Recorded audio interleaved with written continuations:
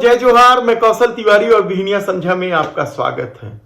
तीनों राज्यों के विधानसभा चुनाव यानी हिंदी पट्टी में भारतीय जनता पार्टी की जीत और कांग्रेस क्यों हार गई, इसे लेकर कांग्रेस में जबरदस्त मंथन चल रहा है।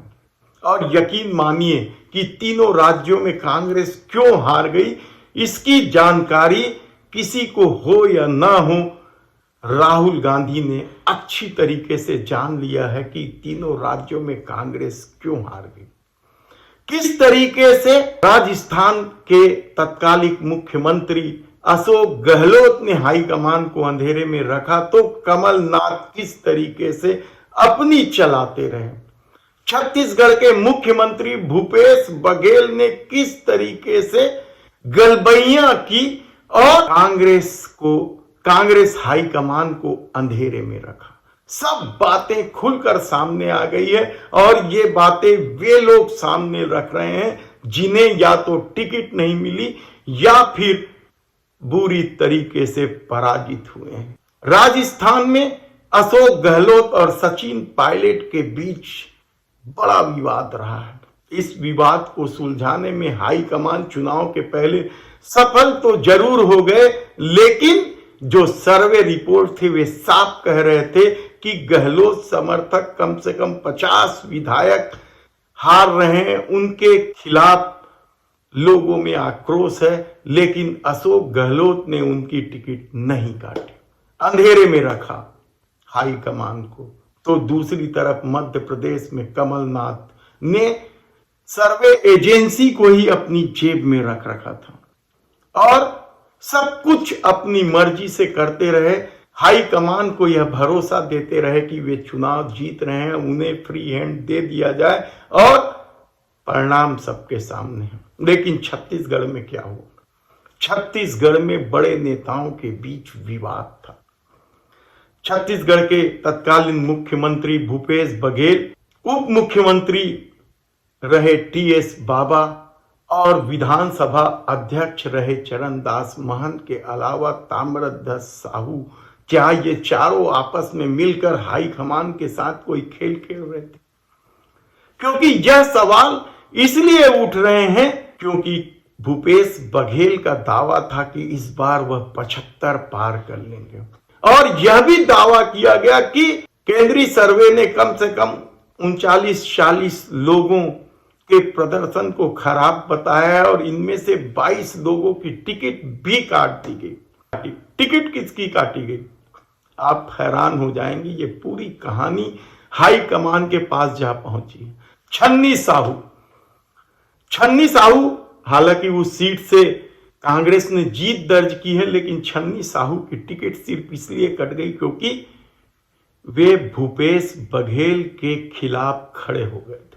पति सिंह, विनय जायसवाल हो या फिर चिंतामणि महाराज, इनकी टिकट क्या टीएस बाबा ने कटवा दी थी क्योंकि उनसे नहीं जमती थी? ऐसे कई सवाल उठे थे और इन सवालों की परतें खुलने लगी।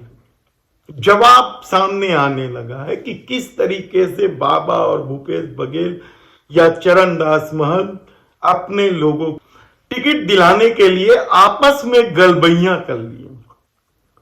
दावेदारों को बेवकूफ बनाया गया कहा जाए तो गलत नहीं होगा और ये सब सारी जानकारी राहुल गांधी के पास पहुंचने लगी।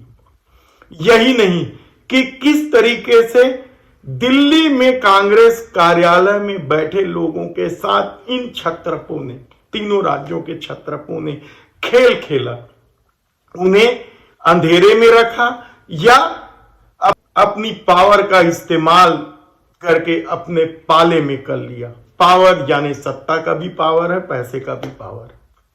तब सवाल यह है कि क्या राहुल गांधी अब बड़ी सर्जरी करने जा रहे हैं? यकीनन इसी तरह की सर्जरी हो रही है जिससे इन तीनों राज्यों के बड़े नेताओं को किनारे किया जा रहा है, कहा जाए तो गलत नहीं। हालांकि यह बात अभी खुलकर सामने नहीं आई है, लेकिन कहा जा रहा है कि छत्तीसगढ़ के मुख्यमंत्री रहे भूपेश बघेल को साफ कह दिया है कि अब वे केंद्र की राजनीति में आने की तैयारी कर ले, और इसी तरीके से कमलनाथ या अशोक गहलोत को किनारे कर दिया गया है।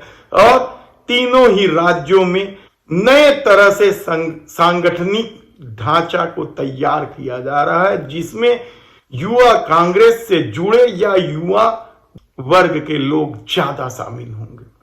सब कुछ बदला बदला नजर आएगा लोकसभा चुनाव के पहले, क्योंकि 2024 के मई में जब लोकसभा का चुनाव होना है और कांग्रेस की हालत हिंदी पट्टी में सबसे ज्यादा खराब रही। इन 3 राज्यों के 8 सीटों में से केवल 3 सीट ही कांग्रेस जीत पाई थी।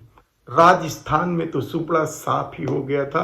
मध्य प्रदेश में नकुल कमलनाथ जीत पाए थे, तो छत्तीसगढ़ में 2 ही सीट मिली थी, उसमें से 1 सीट डॉक्टर चरणदास महंत की धर्मपत्नी की थी और दूसरा दीपक बैज वे विधानसभा चुनाव हार गए। लेकिन अभी उन पर हाईकमान की आस्था बनी हुई है, और कब तक बनी रहेगी कहना मुश्किल है, क्योंकि इस पूरे घटनाक्रम में दीपक बैज भी आरोपों से परे नहीं है। कहा जा रहा है कि वे भी भूपेश बघेल की हां में हां मिलाते रहे, जबकि सबको मालूम था कि सर्वे करने से कैसे रोका गया, किस तरीके से टिकटों का बंदर बांट किया गया, किस तरीके से जीत के नाम पर हारने का सामान तैयार किया गया। इन तमाम बातों को लेकर राहुल गांधी बेहद सख्त है, और यकीन मानिए कि आने वाले दिनों में तमाम बड़े नेताओं को किनारे किया जाएगा, चाहे वे दिग्विजय सिंह हो, अशोक गहलोत हो, भूपेश बघेल हो, या फिर आप किसी का भी नाम। देखना है कि कांग्रेस हाईकमान का रुख कितना कड़ा होता जाएगा। धन्यवाद।